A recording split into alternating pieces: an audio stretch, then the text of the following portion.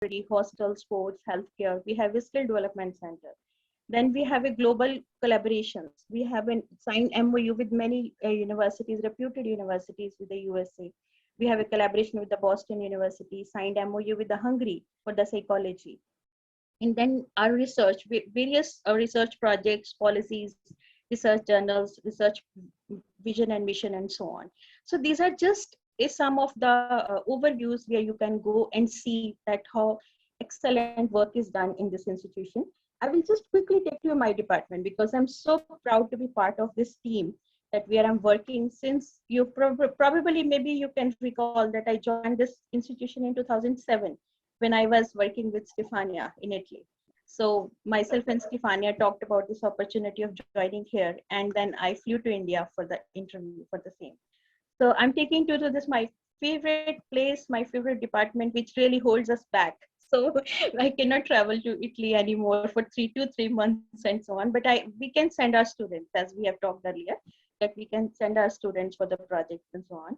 So let me take you to the physics and electronics department. That is my department. As you have get into, our department was established in 1950, and we have a couple of videos which take you the virtual tour of our department. So later on you can see this also. These are the highlights that we have many projects and quality of research. It's not that the work is done on the glasses. Our staff members have a variety of potpourri for research. For example, Dr. Sonik Bhatia is present today in this session also, that if we get time, you can interact with him later on. He's a pioneer in research in thin films. Dr. Sangeeta Pressure, she works in the polymers, field of polymers. And I think you have also worked on polymers, right? In the EPR and so on. And then Dr. Manmohan Singh, he's a radiation physicist. He's also present. Myself, you know very well. Then Dr. Helene Sixeti, he's a doctor now. Dr. Surbi for the chalcogenide glasses. So these are the some of my staff members who are, and these are the various achievements. See, in our research collaboration, you're always there. Italian Agencies of New Technologies, ENEA. So this was just a little bit overall brief glimpses of our heritage, our institution. I really wanted to show you because it's honor for us that you have joined us today. And I wanted to take you, hopefully this COVID situation will be over and then you will be able to visit India and see everything with your own. So before students, I hand over these proceedings to Dr. Alessia. It's honor for me to introduce my very good friend, colleague, and an excellent researcher. That is Dr. Alessia Cemmi. And if I can pronounce it well, I don't know. It's Cemmi. Yes. Cemmi. Yes, I remember. Cemmi. Yes. Yes. Okay. I can brush up my Italian with you later on. Yes, yes. Molto bello. So, great. and let me discuss her credentials with you. She has an excellent CV. So as she told in the beginning that she is graduated in chemistry, but from the University of Rome, and master's in nuclear ionizing radiation. Obtained her PhD in material science and engineering. See, we have masters in chemistry also. The students have joined this meeting. They're also present. She worked as a fellow and postdoc since 2000 and permanent researcher in ENEA since 2008. She is heading director of the very good facility, Calliope Gamma Irradiation. I think this facility is providing services to all over the Europe, if I'm not wrong, because I have seen myself the people from CERN, they're coming, data are getting tested and so on. Her research activities are focused on gamma radiation effects, evaluation on different materials, crystal glasses, polymers, optical devices, bio-waste system, and dosimetric measurements. Your students, yesterday we were talking about the dosimetric measurements. So she is going to tell you a lot about it, that how we have to wear the badge before entering the Calliope facility, right? The coats and the badges. She is involved in the national and international projects and program and held the several collaborations, as I said, that serving almost to the whole of Europe. She is author of more than 70 publications on international journal and 50 communications at the international conferences. It's an honor for me, Alessia, that you have joined KMV virtually. One day you will be able to come here. So over to you. We can stop sharing our screen so that Alessia can get a space for herself. Okay. Thank you very much for your presentation. And now, okay, I share my screen. Okay, and this one. Okay, so just a moment. Okay. So I start with my presentation, and first of all, I'll give you just a moment.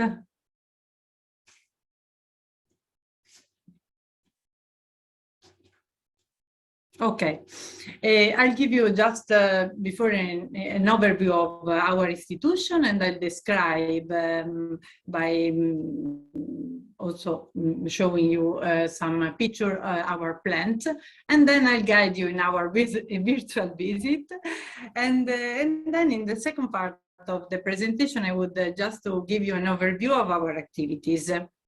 So. ENEA, as Professor Sharma told before, is the Italian National Agency for New Technologies, Energy and Sustainable Economic Development. And it was established in the 50s, 60s, around this period, with another name, because the current agency was the National Committee for Nuclear Research. And the nuclear field was the focus of this committee for several years. Also,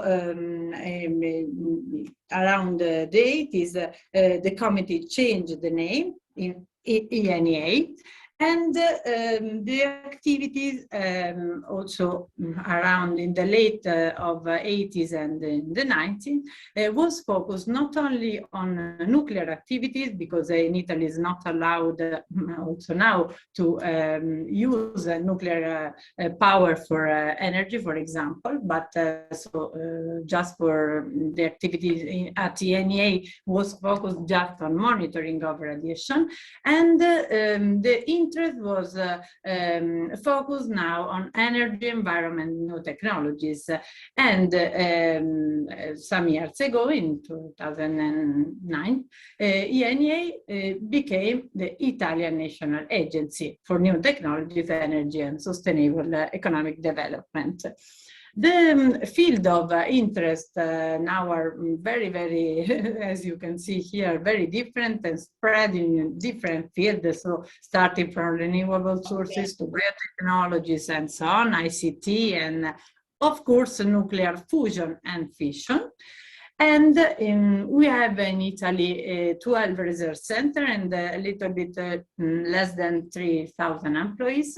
And differently from other research institutions also in Italy, ENEA is focused on the connection with the industries.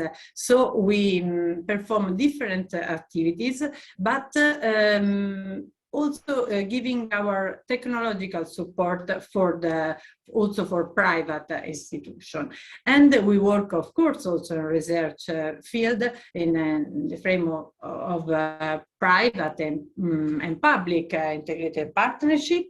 And as also Professor Sharma told before, there are also several different expertise in our institution. So starting from physics, chemists, and biologists, and so on. And we are organized in different laboratories that work very often together. And just to have an idea, to show you where our research center is, we are in the Casaccia Research Center, and here we have the Europe, so Italy is in the southern part, and Rome is around in the center of Italy, as you can see here. Okay, and here in this green dot are the Casaccia Research Center, that is a little bit the north part of Rome, close to a very nice lake too, in the countryside, is around 25 kilometers far from the center of Rome, so it's not very far. There's train and other public transport. And here we have just a map of our plants. So, let's now talk some description about our plant that I'll describe you during this presentation. Here we have a little picture, but then you can see better. And we have a pool type irradiation facility. Here you can see the pool of the plant, and we have a Cobalt-60 radioactive source, and this plant is characterized by a very high volume shielded cell that is peculiar for this kind of research plant, and is unique in Italy and also Europe, because it's not an industrial plant but a research plant. It was established around the late of 70s, but in that period just agricultural application was performed for example, for mutation breeding and treatment of products. And since the 80s, the activity was wider and enlarged in different research fields. Just some information about our source, but probably you know, but just to recall some important thing. The Cobalt-60 can decay, by beta decay producing nickel, and emitting two different photons with a little bit different energy, but the mean energy of the emitted photon is 1.25 MeV, and so are in the part of the electromagnetic spectrum with the highest energy. For this reason, we have two different very important properties of the gamma rays produced by Cobalt-60. The first one is that if you can see here, where are shown the interaction of photon of gamma radiation with matter, depending on the energy of the radiation and the kind of the absorber, the atomic number of the absorber. As you can see here, with the energy of Cobalt-60, just compound effect practically occur. So it's very important for us. No pair production, for example, can induce in the material. So the material cannot be transformed in radioactive material after the radiation. And this is very important because in this way we can handle the material immediately after the end of irradiation. Another important characteristic of the radiation, of course, is its penetration power. And if you can see here, I reported the penetration power of alpha, beta, and gamma particles, and the photon can penetrate a thick, very large volume of material, depending on the composition, can be partially absorbed. And for example, as you can see here, just very thick concrete, for example, material or lead material can stop the radiation, this kind of radiation of 60 cobalt. Here I show you just a layout to have an idea of our facility. We have all the building, and this part is characterized by some parts that are very important for us for our visit. We have, for example, this part in green, that is the external labyrinth. So to enter the cell, you have to go by this door and to arrive here. Then the second part that is very important is in yellow, the internal labyrinth, and that is the radiation cell. And then another important part is this that I show you in pink, that is the control room. All this part that you can see here, all around this blue and yellow part, is the bunker of the source, and obviously is the shielding of radiation toward the environment and the external part of the building. And here you can see, then I show you in some videos, we have windows made of lead glass that shield the radiation, that allow to see the radiation cell from the control room.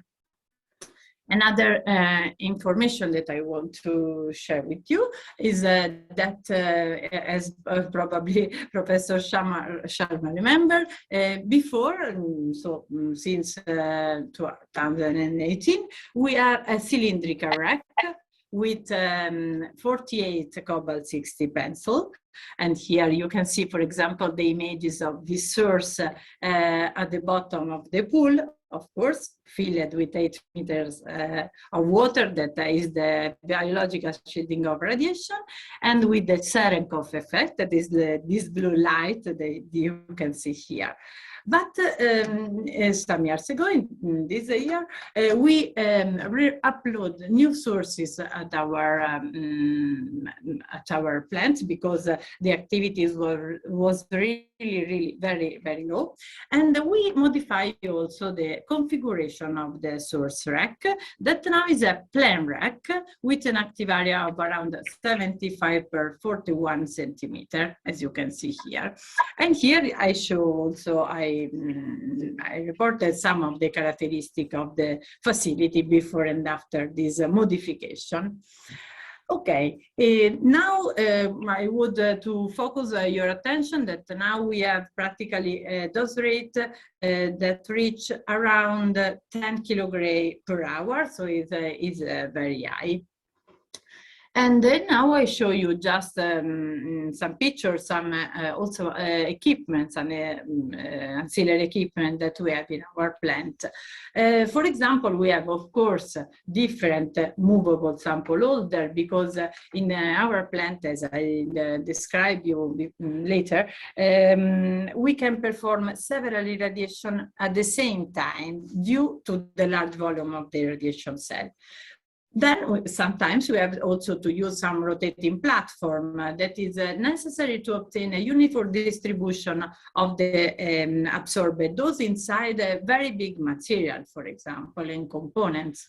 And for example, if you want to irradiate at very low dose rate, you can also use two different kind of lead wells that you can see here with different geometry and different characteristics. Other equipment that we have, for example, a remote acquisition touchscreen display control integrated system that allow us, this is the old console of the plant, and integrated there is this new system, and this system allow to control several parameters important during the irradiation. For example, the environmental parameters, so the temperature, humidity, and the airflux. The water contamination that practically is impossible to occur, but because the cobalt source are shielded by a double container of shield, of stainless shield, so it's shielded. And then also the level of the water of the pool, that is very important for the biological screen shielding for the people operating in the plant. This system allows us also to registrate all the anomalies that can occur, and we are also alerted by email in this case. So it's an improvement security system. Another system that we installed was a single camera monitoring system that have a remote control, so we can use it to record videos or pictures inside the radiation cell, also during the radiation, also during the night, or if the radiation are performed in the dark. And here we have this little robot that bring the camera that we use, for example, to take this picture, and then also one of the videos that I show you. So after this brief presentation, we can start also with our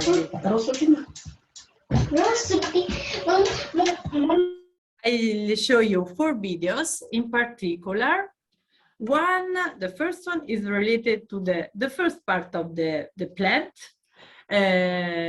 Then the second one is related to the internal labyrinth and the radiation cell.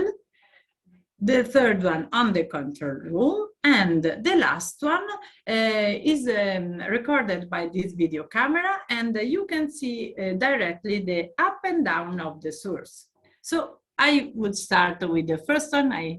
I'm not a video maker, but I hope that it's good. I just stop to show something interesting, okay?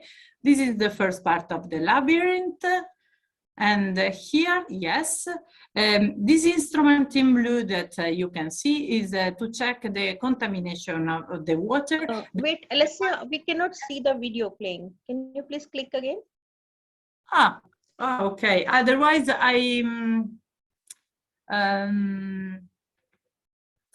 okay, I'll try in this other way. Yeah, just a moment.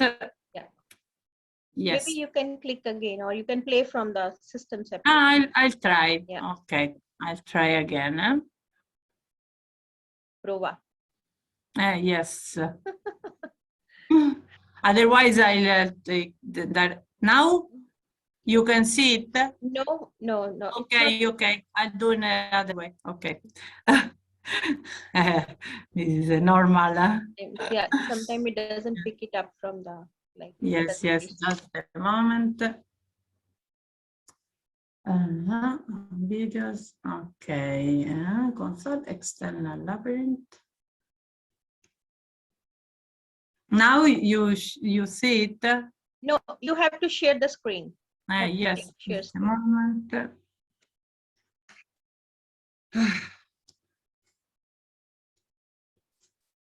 Okay.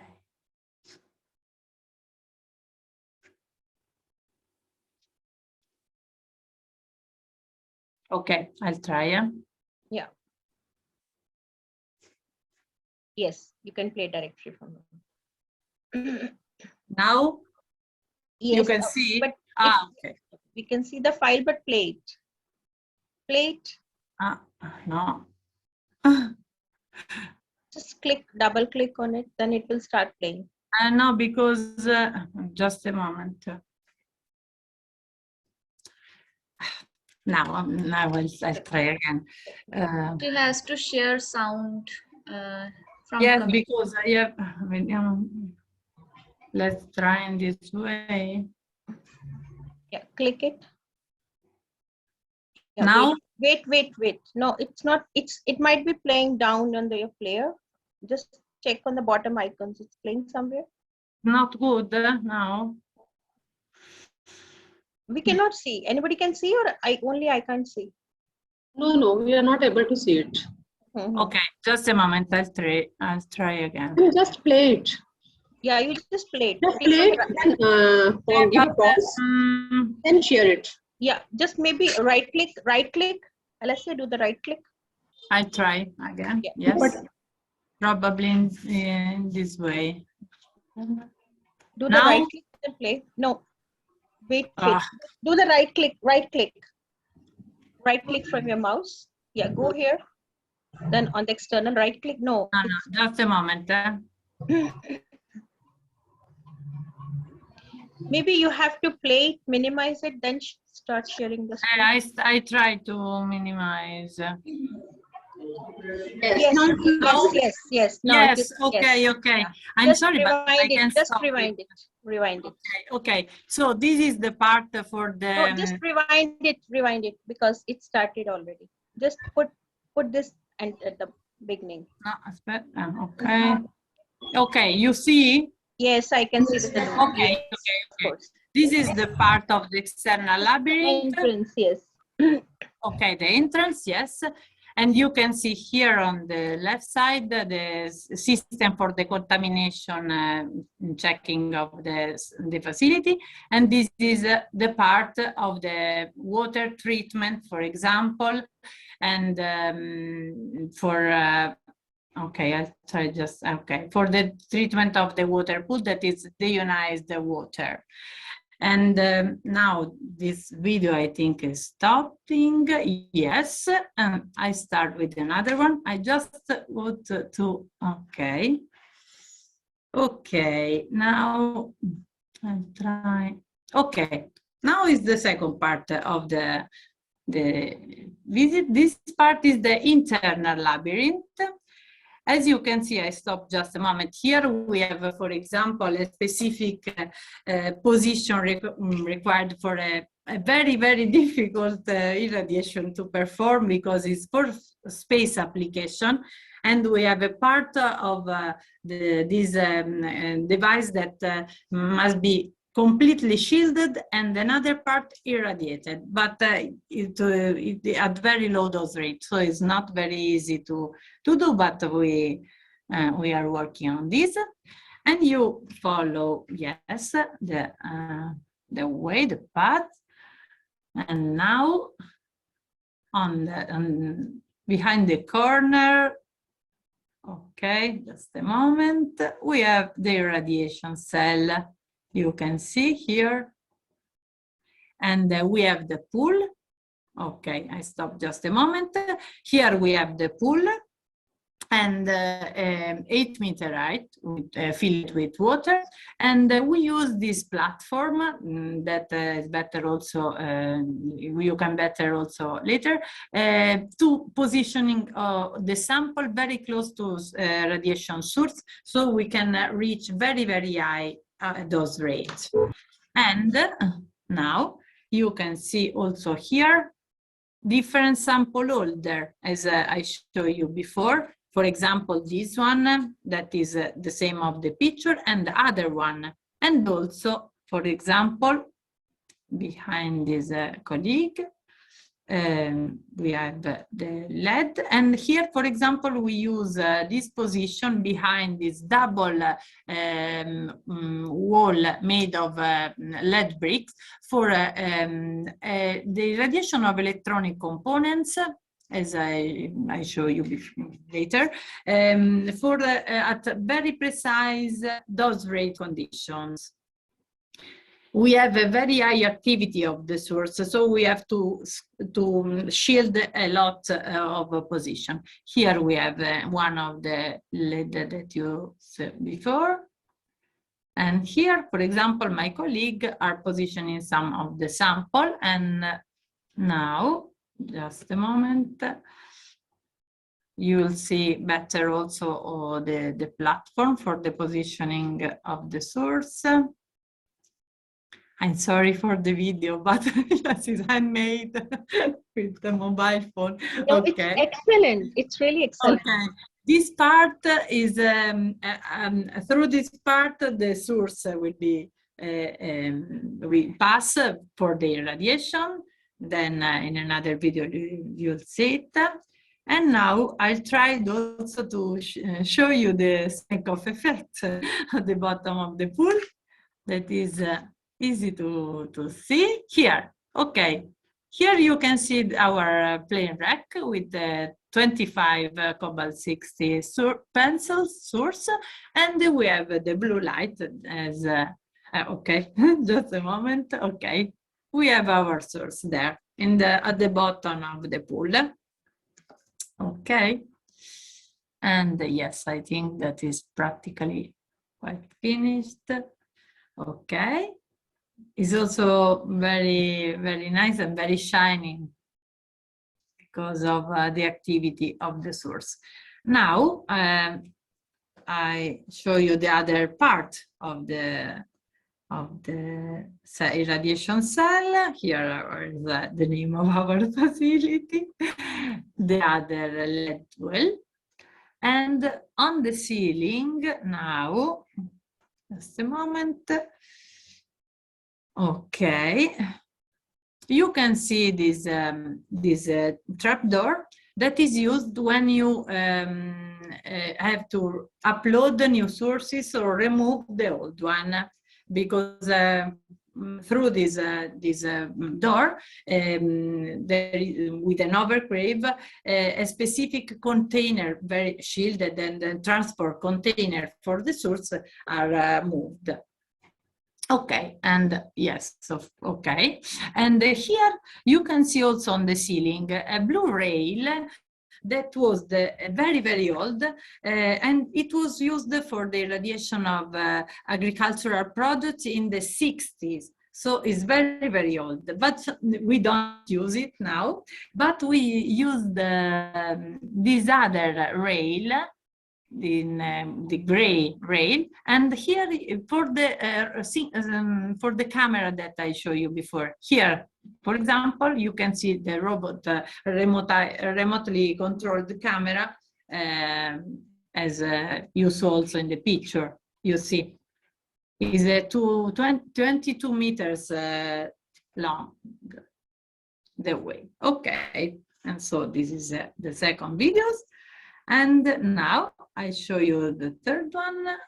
And just a moment, because it's there. Okay, and this is about the control room. Here is my colleague, Ilaria, that are working and to show also our screen system that is very easy to use and very useful for us, with all the control of the radiation, the recording of the movement of the source. And now, okay, here you can see the yellow windows that I described you before, that allow to see the radiation cell from the control room. Okay, and the last video is, just a moment, is no, okay, just a moment, I is in another field. Okay, do you see it? No, not yet. No. You have to share the screen. You have to share the screen. Yes, yes, just a moment again. Yes, I forgot. Okay. Now, yes. Yes. Okay. Yes, yes. Now, okay, I start again.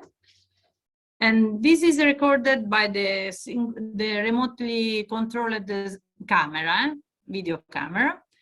And now, is from the ceiling, of course.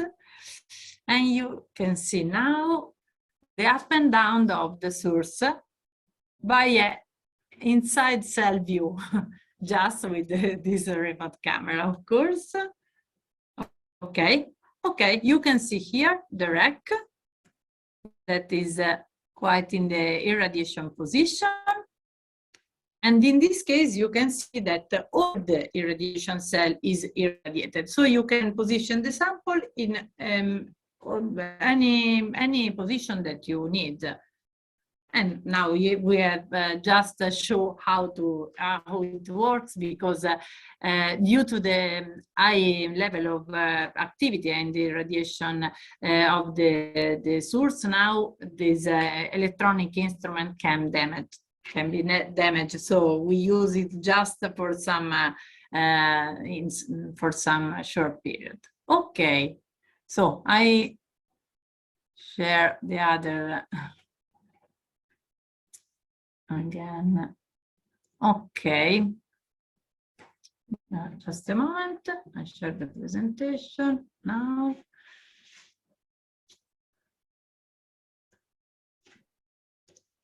Okay. Do you see the presentation now? Yes, yes, we can see. Okay, okay. So we can continue now. And just a moment also here. Okay. And as you can, from what I described you, of course you can know that now it's possible to irradiate in our plant a very different dose rate at the same time. Also perform irradiation at different atmosphere and different temperature condition, because, for example, we have also some glove bag to use filled with inert gases, or some system to irradiate in vacuum, for example. We have also the possibility to perform the irradiation and follow online remotely the acquisition of the data, and also with other colleagues, since we have changed the configuration of the rack, we are also again simulating the radiation field inside the cell with FLUCA and MCMP code, and we are also trying also to define and to simulate the absorbed dose inside specific object that we want to irradiate. And we can also release and issue irradiation and dosimetric certification. And For this reason, you can imagine that since, yes, of course we radiate, but we are interested also in the modification induced by radiation on different materials. This aspect is very important, and we have two different purposes usually. The first one is here represented, for example, consists in the processing of material. So I mean to use gamma radiation to obtain something, for example, to obtain polymerization, sterilization, or food irradiation, for example. The second part of the activities is very important for us and regard the study of the material that during their life have to be exposed to a hostile radiation environment. So for example, space or nuclear plant. So it's very important to study their radiation hardness, for example. So their lifetime also provision and their reliability, of course. So as you can imagine, the activity strictly related to the irradiation processes, so performed in our irradiation cell, and the characterization that we can obtain by different techniques in our laboratory are strictly related. And for this reason, our facility is formed by the irradiation plant and the laboratory. And in particular, we have two different kinds of laboratory together in the same building. The first one is a Dosimetric Laboratory. This is very, very important for us because very often we have to know very well with extremely precision measurement, which is the dose rate in a particular position of the plant or in particular part of an object, a system that we are irradiating. We have a different dosimetric method that can be used, a frequent dosimeter that is an absolute dosimeter that is calibrated once a year at our Italian National Metrology Institution, and other secondary dosimetric system that probably you know, and they are used depending on the sorry, on the characteristic of the position and the condition of the radiation. Then we have also a characterization laboratory. In particular, we have several optical and spectroscopic techniques that we can use. For example, spectrophotometer in UV and infrared range. Sorry. Then we have a luminescence, photoluminescence measurements. And also the electron spin resonance spectroscopy measurement we can perform that is specific for the free radicals that are usually induced by radiation. So it's very important and is used in different kinds of matrices. And then as you can see here, we have also the possibility to perform accelerating aging tests on different kind of material and a very different condition, very low and high temperature, different kind of humidity, and we have also the possibility to use a UV lamp to perform a specific accelerating aging test. So now let's start with our activities. In particular, we have two different fields in which we are involved, the qualification test and the experimental research. Regarding the first part of the qualification test, in particular, we can qualify following the specific regulation and standards, material for nuclear application. As you can see here, for example, here we performed the radiation usually have a dose around the megagrays for the matrices, concrete matrices used for the storage of nuclear wastes or used in hostile environments, such as, for example, a particular fusion reactor or a nuclear reactor. Another application for fusion, for example, regard the ITER, that probably you know, of course, that is the International Thermonuclear Experimental Reactor project, and this reactor will be realized in the next tens of years in France. And also we worked a lot on this field, also for fusion for energy project. And for example, we tested different kind of materials, as you can see here, optical components, engine, a piezo motor for the inspection, used for a system for the inspection of the ITER cell and so on, and also scintillator of different kinds, for example, plastic scintillator, diamond scintillator, and so on. Other very important application is the qualification of all electronic components and devices to be used especially in space, but also for high energy physics applications. And as you know, in space we have a lot of kind of radiation, and in particular gamma rays induce some problem about ionization of these kind of systems. So the standard from the European Space Agency and military standard from USA ask for the qualification of this kind of material that have to be used in space for the, in part, specifically for the total ionizing dose test.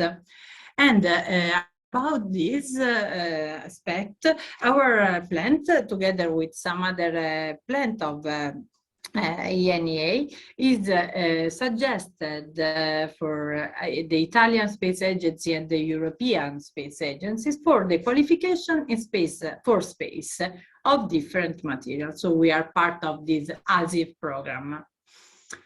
Regarding the experimental research, of course, they are performed in the framework usually of different national and international projects, and in collaboration with, of course, industries and the research institution. And a great part of the work also in this in the past, but also in this year, and yes, is commonly performed on with collaboration for the high energy physics experiment at CERN, for example, and also, for example, another experiment here that I want to show is in Japan for the accelerator, of course. And we worked a lot on the crystals that are a part of the detection of radiation used in several experiments of CERN, for example. And in our laboratory was studied as the resistance of this kind of crystals to radiation, as well as the improvement of the composition of the same crystal to improve their radiation, for example, resistor, or the performance of the scintillation chain. Other materials that we investigate usually are also optical coupling materials that are used for a different kind of optical chain to application in space or energy physics, of course, and also another field, for example, semiconductor, optoelectronic, and so on. And the material investigated that, for example, adhesive, glues, resins that are very widely used, of course. Also, this kind of material can be damaged by radiation in sense of optical properties, for example, but also from mechanical point of view. And just in this period, we are working, for example, with a collaboration with another Italian university with a PhD that is working on the mechanical properties of a particular resins. And we can perform also the aging of under UV or under particular atmospheric condition, for example. Another class of material that we usually investigate is glasses. In this case, for example, I show you just an application of glasses that have to be used for space or for nuclear application. And one of the problems with this kind of system is the darkening of the material due to radiation, because the darkening is due to the formation of a particular defect, that is the color center, that can absorb the visible light. So you can imagine that if you have to use this kind of material on a satellite, for example, for some inspection analysis, you can't use this, the material that are not radiation resistant. Another application that we work together with Professor Sharma in the past, for example, was another application of glasses used for a safe nuclear fuel disposal, but of course Professor Sharma could then also explain you all the measurement that we performed. And in this case we characterized the glasses with different techniques, also by ESR, for example. Other glasses that, for example, we investigate was particularly photochromic glasses that can change the coloration as a function of the absorbed dose, and they can be recovered completely after thermal bleaching. And this kind of material could be used, for example, for dosimetric system or data memories or optical lenses. And another kind of glass was, for example, a photochromic glass that, depending on their composition, can be show different coloration, and they are investigated to produce white LED, for example, and we tested also in our laboratory. I'm just giving you an overview of our activities, of course. And here I summarized just some interesting activities for space application, because as you know, in the next decades, we work a lot on space due to the intention to colonization of the moon, for example, and also to the mission to the outer space and also to Mars. And in this period, we are working on different aspects. So, of course, on the study of optical coating on glass substrate modified by radiation, but also on the properties, shielding properties of the powder that you can find on the moon on Mars, that is the regoliths. We are also working on refrigerant fluids and studying their behavior under irradiation for the cooling and conditioning system for the international ISS and for moon colonization, or for other monitoring, radiation monitoring system and dosimetric system, and on composite material, and so on. Another class of material that we are involved in is the study of the effect of radiation on the polymer, both synthetic and natural polymeric material. In particular, we investigate the effect of the direct effect of radiation that, depending on the dose, can produce the cross-linking, so the formation of polymeric materials starting from monomers, for example, or the degradation of the polymeric material at high dose usually. And this process is influenced by different parameters such as atmospheric condition, irradiation parameter, and so on. And in this case, we can also study the indirect effect, because also the free radicals that are formed during the radiation inside the polymeric matrices can react also after the end of irradiation. And this is very important because the effect could be also a long-term effect. One of the example of the material, polymeric material, on which we are involved is in the field of cultural heritage, is the effect of radiation on cellulose-based material. Cellulose is a natural polymer. So our purpose is to improve the conservation and preservation of archived material and historical books, for example, and so on, attacked by biodeteriorating agents that are, for example, insects, insect, chewing insect, or mold or microorganism that can, of course, deteriorate also the ancient book and so on.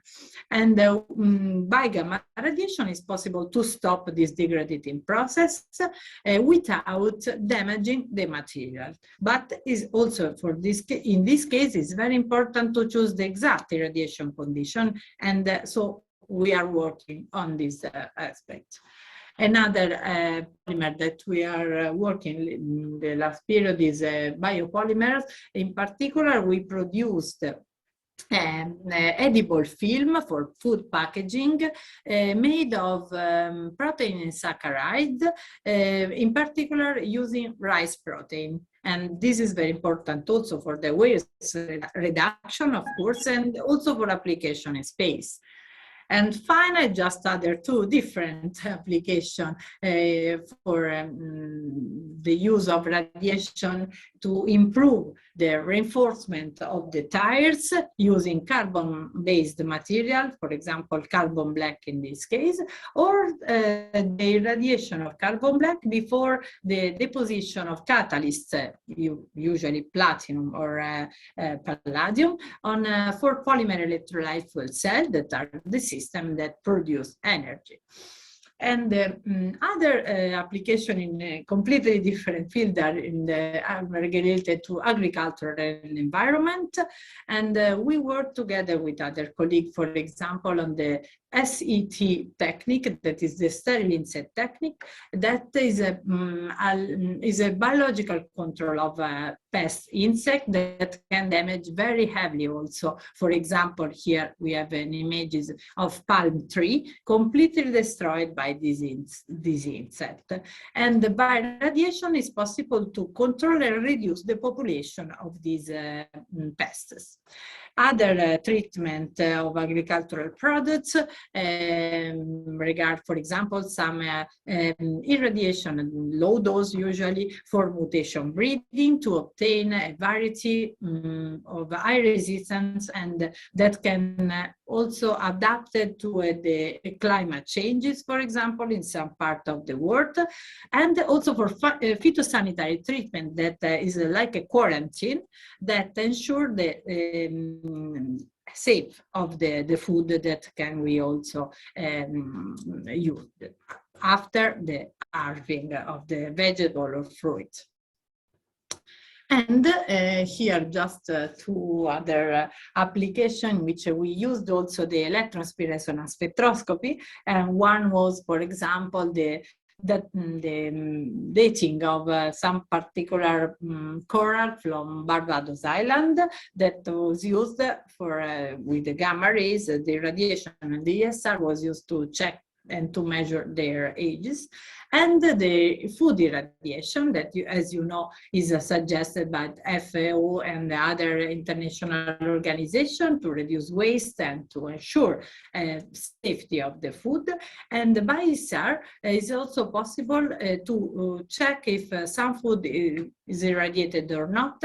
And we are work also with some Italian private company for the preparation of the meteorological reference sample for example, paprika, irradiated paprika or other foods and spice usually. And yes, the last two slides is about two strange applications, but very challenging. That is the agrospace, and we are working on different projects with the other colleague, aiming at study the effect of radiation of in vivo system, such as two different kind of vegetables, in this case a kind of salad and a kind of tomatoes, because the interest is to improve the diet of the astronaut, also for the thinking on the long mission to Mars, and for the colonization of the moon. So we are working also on this kind of aspect. And the last one always related to space. We are working on the astrobiological field, studying the effect of radiation on different kind of microorganisms that can be very resistant also to radiation, so can also be found in space, and that can have a particular ability. For example, can produce some compounds, for example, melanin, that can shield from radiation, or under radiation can also produce concrete, so practically calcium carbonate that can be used as a shielding. So very different application, as you can see. And I finish, and I would thank for you, all of you, for your attention. Really excellent, Alessia. Like even I'm spellbound because you have really expanded this facility to a great heights. Really, it is very different. It's a very large, just yes, an overview of the activities, because but yes, the whole plant renovated and everything, and expansion of the facilities to so many areas. It's really remarkable. Like, I'm sure Stefania should be so proud of you wherever yes, but Stefania began, and so we can continue. Yes, but I'm sure that if she would have been alive today, she would have been really said that you have been remarkable director, really. Yes, so proud of you. Dear students, it is an excellent informative talk that you can see that how radiations can be used in so many peaceful ways. As we talk in the class, that see to kill the organism, the insects, like they can damage the environment, food preservation, and then to restore the historical books.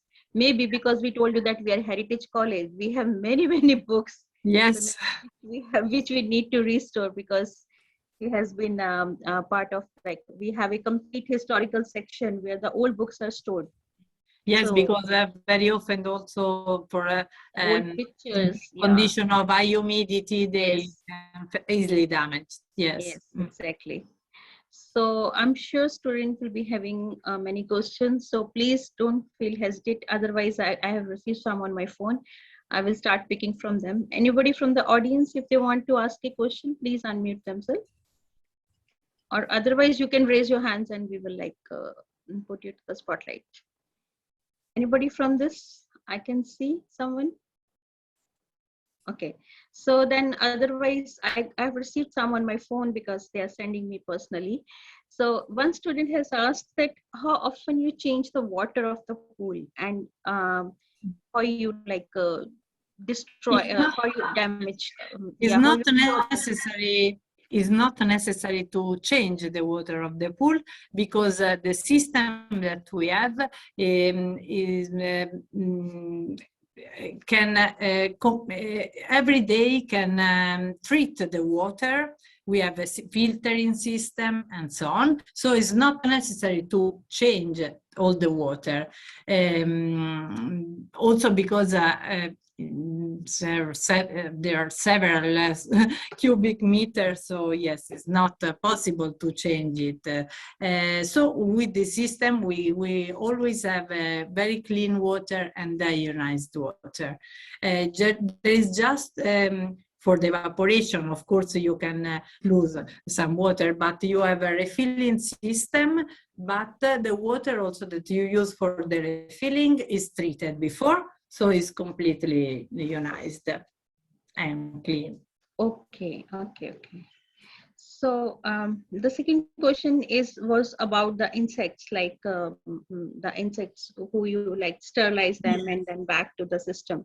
So how much total dose an insect can absorb without dying?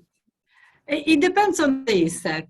For example, for the insect that I show you that are pests for palm trees, that is Rhynchophorus ferruginous, is a very big insect, is very resistant to radiation, and my colleague tried also, was able to kill it, but the purpose of the technique was just to sterilize the male without kill them. Okay, Yes, but usually for this the sterilization we use some tenths of grays usually. But yes, of course, the dose of kilogray can completely kill the insect usually. Also, for example, for cultural heritage, you have to find also a compromise, because you don't have to damage with the radiation the book, the ancient book. Yes, you have to kill the microorganisms, the insect, but for insect, around 5 kilogray is enough. And the paper, the cellulose was not damaged, especially if you use particularly atmosphere. Without oxygen is better, and the polymer material are usually less damaged by radiation at the same dose. Okay, so one more question I'm getting, because they're sending me on phone, so it's okay. Like, we are in touch regularly through the classes. I'm getting their WhatsApp messages. Yes. So the last question they're asking is that when we irradiate food to preserve it and store it, is it safe for us to consume it? Like, is there some contamination of radiation? Of course, no, because by gamma source you can't have pair production, so you can't induce radiation inside the material that you treat. For this reason, it's very, very safe. And as you can see, you can think also that you use gamma radiation for the sterilization of medical device that you use. So they are completely safe, of course, because this kind of energy of the cobalt is not able to induce radioactivity. To induce radioactivity in the treated material, you can use or other kind of radiation, such as neutron, for example, or also cobalt, but with the high energy, not the energy of cobalt 60. So we are sure that no radiation is induced. Okay. Now I have just one or two questions from my, because I saw the new plant for the first time myself. So yes. as I could see that you have now various rods, right, linearly arranged in the one array, so. Yes. So I have to get, because when we used to work, you might recall that we used to work till maximum 100 kilogray and so on.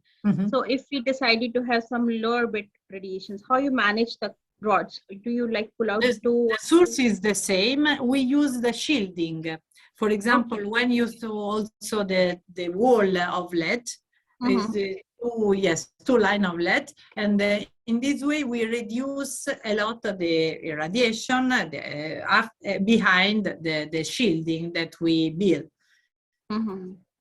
So, but the source is the same. We don't modify the source. Yes, it's too complicated. It's better to yes, it's too complicated.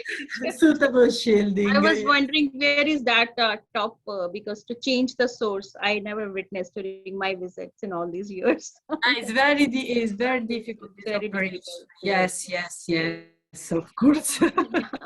Often in my class, I talk about that lead glass. Maybe Dr. Neetu can recall our discussions on that lead glass window, which separates the control room as well as the radiation source primarily.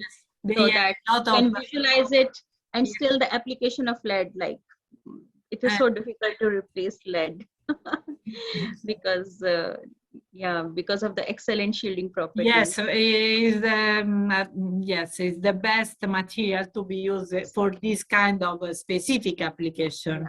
In fact, of course. Okay. Any other questions from the students or difficulty? Otherwise, someone is asking that whether they can go for PhD at the.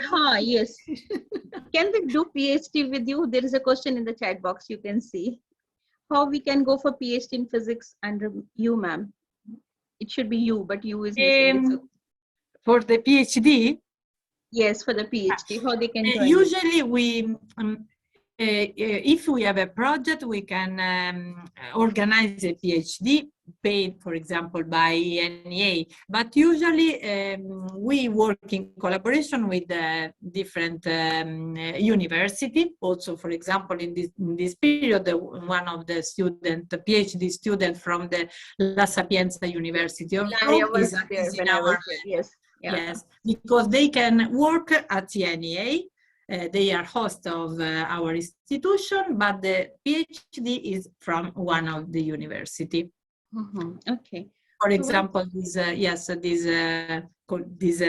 student work in our facility and also in Canada in another facility during the PhD.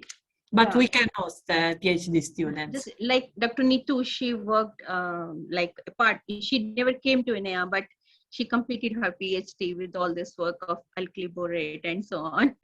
Yes, also This way because also it can be ENEA. done. Yeah, this way it can be done. You can join at KMV and then you can. Yes, we can organize. Yes, we can organize the visit. So yes. that way also it is possible. Even our students like Ruchika and Sandeep. Yeah, Ruchika was there with Mauro. Yeah. And last year Sandeep was there. Completion of her PhD work and all that. Yes. Within the support of the PhD work. Yes. Okay. Yeah. So some of our students, they have joined the ICT through ICTP. They have joined Dr. Mauro for the yes a couple of years. Yes, Programs we can revive. We can be more interactive. We can come back to this Calliope plant facility. One question I have gotten phone again, that how much radiation that lead glass window can absorb. I don't think so. You have changed the window when I was there.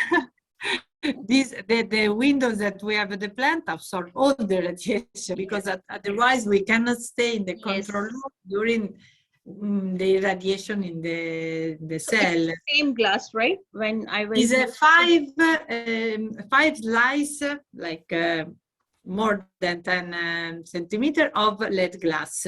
Yes, coupled. So it's more than 1 meter of glass, totally. Okay, so if I'm not wrong, then that glass is supplied by Saint-Gobain, right? So when yes, probably yes, because I wasn't there. Yes, because it was changed once during the age. Yes, I know it's only changed once. Yes. We often used to see that broken glass, right? The broken glass.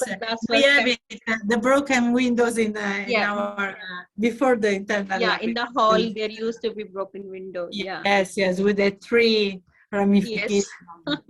Yes. It will be very interesting to observe if we can compare, like Dr. Ojovan is there, he works in the nuclear waste and so on.